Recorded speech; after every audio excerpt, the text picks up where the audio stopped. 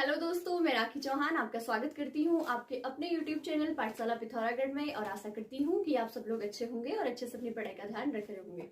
दोस्तों, अगर आपको कोई सजेशन देना है तो प्लीज कमेंट के माध्यम से अपने सजेशन हमको दीजिए और इसके साथ ही आपको वीडियोस अच्छी लगती हैं तो हमारे चैनल को लाइक, शेयर और सब्सक्राइब करना ना भूलिए। चलिए आज देख लेते हैं। आज हम डिस्कस करेंगे संविधान की अनुसूचियों के बारे में। जो कि मूल संविधान था उसमें 8 अनुसूचियां थी और वर्तमान में 12 अनुसूचियां हैं। जो 4 अनुसूचियां हैं इनको बाद में जोड़ा गया, तो ये हम आगे डिस्कस करेंगे। सबसे पहले जान लेते हैं पहली अनुसूची के बारे में। पहली अनुसूची, एक और इम्पॉर्टेंट बात मैं बताना भूल गई, सॉरी दोस्तों। मैं बताना चाहती हूँ कि अनुसूची काफी इंपॉर्टेंट टॉपिक है। इससे काफी सारे एग्जाम्स में क्वेश्चन पूछ लिए जाते हैं, तो जरा ध्यान देके आप वीडियो को देखिएगा।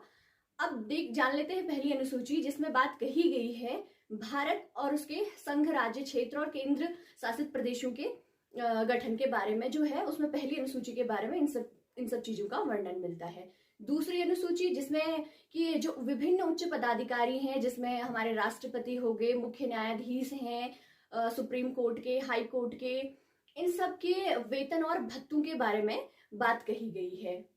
इसके साथ ही जो तीसरी अनुसूची है उसमें जो ये विभिन्न पदाधिकारी हैं जिनकी बात हमने दूसरी अनुसूची में की है, उनके शपथ ग्रहण के संबंध में वर्णन मिलता है, वो है तीसरी अनुसूची में। दोस्तों, आप इनको रिलेट करते हुए पढ़िए। दूसरी और तीसरी एक दूसरे से काफी मिलती जुलती हैं। अब बात कर लेते हैं चौथी अनुसूची की, जिसमें कहा गया है कि जो राज्यसभा है उसके सीटों के आवंटन के बारे में बात कही गई है। पांचवी अनुसूची जिसमें बताया गया है कि जो हमारे अनुसूचित जाति और जनजाति हैं उनके संरक्षण के बारे में जो प्रावधान दिया गया है वो हमारी पांचवी अनुसूची में दिया गया है, पूरे देश के संदर्भ में अगर हम बात करें। और इसके साथ ही अगर हम नॉर्थ ईस्ट के स्टेट्स की बात करते हैं, जिसमें असम, मिजोरम, त्रिपुरा और मेघालय, ये जो 4 स्टेट हैं, इसमें स्पेशली जो अनुसूचित जाति के संरक्षण के लिए कुछ नियम इसमें बनाए गए। 7वीं अनुसूची की बात कर लेते हैं, जिसमें 3 सूचियों का वर्णन किया गया है। पहली संघ सूची, राज्य सूची और समवर्ती सूची।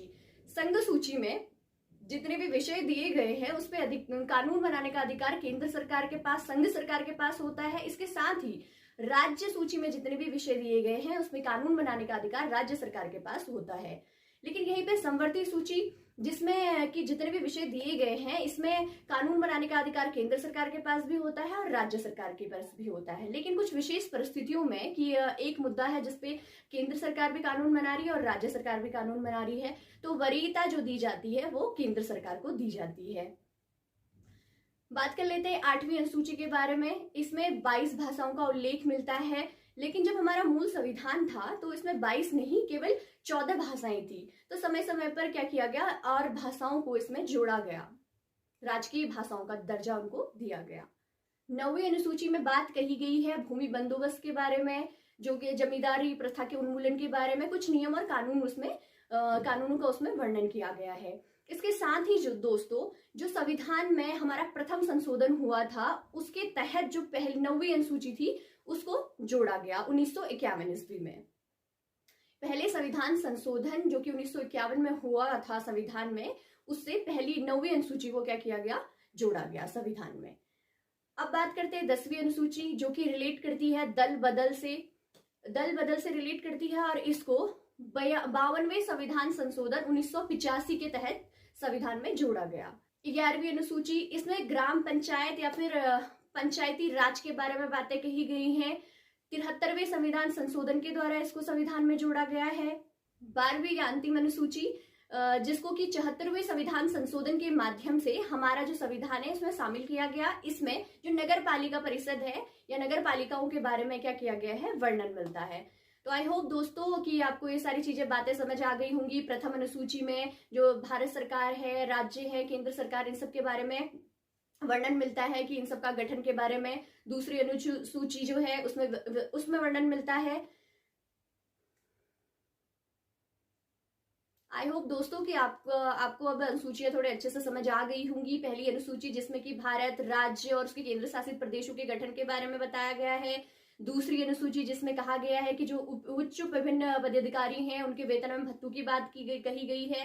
तीसरे में बात कही गई है उनके शपथ ग्रहण की। चौथे में बात कही गई है जो राज्यसभा के सीटों का बंटवारा है उसके बारे में। 5वें में बात कही गई है ST/SC जनजाति के संरक्षण के बारे में। और 6ठी अनुसूची में बात कही गई है कि जो नॉर्थ ईस्ट के राज्य हैं उनके वहां पे जो जनजाति संरक्षण है उसके बारे में। 7वीं अनुसूची में 3 सूचियां हमने देखी, और इसके साथ ही 8वीं अनुसूची जिससे कि 22 भाषाओं का उल्लेख हमको देखने को मिलता है। 9वीं अनुसूची जिसमें कि ये कुछ नियम और कानूनों का प्रावधान किया गया है भूमि बंदोबस्त के तहत। और 10वीं अनुसूची दल बदल के प्रावधान जिसमें दिया गया है। और 11वीं और 12वीं अनुसूची जिसमें कि क्रमशः ग्राम पंचायत और नगर परिषद के बारे में, नगर पंचायत के बारे में इसमें बताया गया है। तो आशा करती हूँ कि आपको वीडियो अच्छा लगा होगा। अच्छा लगा तो प्लीज हमारे चैनल को लाइक कीजिए, शेयर कीजिए ऐसे ही अच्छे वीडियोस के लिए। Stay tuned. धन्यवाद।